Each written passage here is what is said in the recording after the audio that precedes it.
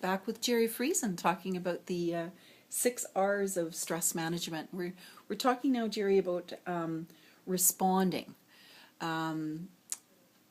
Earlier you mentioned that it's important to recognize. The first step is to recognize the signs of stress and when you're getting out of balance. The next step is to look at ways to reduce that. So again, it's more taking an inventory, taking stock, and learning what things you have control over and what things you don't. And now we're at the point of, okay, we know that. Now what do we do about it? Well, respond. And that's the third R is how we respond to the stress. And again, relating back to myself, I guess one of the first things that very often happens to people is on the physical side of things, we slip up, or we forget to, or we don't want to be bothered with things like eating and sleeping and stuff like this. So obviously number one on that list for responding is nutrition. And it's important to keep that healthy lifestyle or that healthy way of eating, because of course what we put into our bodies helps us in dealing with whatever we have to deal with on a day-to-day basis. And I know when I'm rushed, I went roaring home from Brandon yesterday and I was hungry, so I drove through a McDonald's drive-through, and I know that wasn't the healthy way to respond to my hunger, and I knew it wasn't going to help me physically.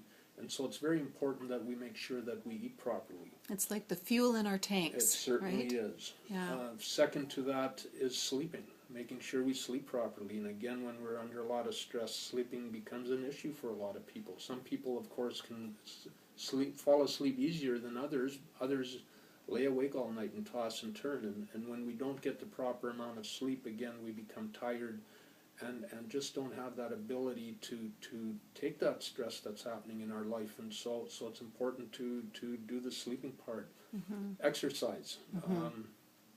I know, again, just with my own experience, that exercise is so important, and it's amazing how when you exercise, again, going back to the chemicals in your body, exercise releases certain chemicals that, again, give you the ability to respond to the stress that's going on. And I found myself very often, when I've been under a lot of stress and I use the treadmill in the morning, just that exercise really helps me in better ways to respond to that stress. Then, of course, the fourth one is setting priorities. And again, it refers back to having the ability to say no, which we talked about when we talked about reducing stress, but setting priorities.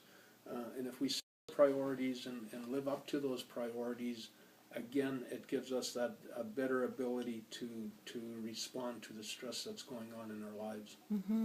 So it's like these are our very basic needs, right? Exactly. And they're often the first ones that get forgotten and get set aside.